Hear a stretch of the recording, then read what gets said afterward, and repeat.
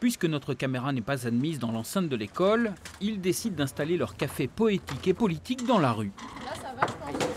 C'est ainsi que débutent les journées, en partageant des tartines, des livres et des idées.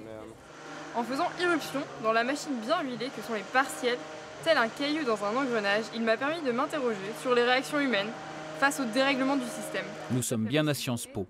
Normalement, cette semaine était dédiée aux examens.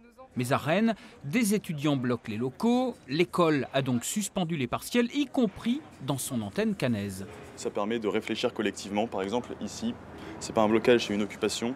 Mais grâce au temps qu'on a eu pour ne pas avoir nos partiels, on a pu s'organiser. C'est du temps qu'on n'a pas réussi à prendre tout au long de l'année pour réfléchir à comment on veut vivre et étudier dans l'enseignement supérieur globalement. C'est aussi clairement de dire qu'en fait, on n'a pas besoin de ce partiel-là pour montrer aussi qu'on a appris nos cours.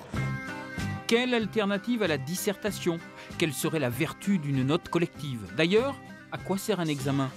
Cette semaine de jachère est riche en commissions, projections, réflexions. Mais dans cette école qui forme les futurs cadres chargés d'organiser la concertation publique, cette occupation est un bel exercice de prise en compte des opinions divergentes. Nous, on aimerait bien montrer aussi que tout le monde à Sciences Po ne soutient pas cette thèse, que nous, on aimerait bien passer nos partiels, ne pas délégitimer notre point de vue professionnel, et surtout que l'on aimerait bien maintenir la qualité du diplôme, qui mine de rien est un diplôme Sciences Po, et qui mine de rien implique la sélectivité à l'entrée, ça ne peut pas le remettre en cause. Les étudiants doivent partir en stage, alors pourquoi pas un examen à distance? L'école cherche des solutions, et le temps presse. Mais on peut aussi décider de voir cet espace vide comme une ouverture vers un champ des possibles, dont tous les chemins sont à explorer.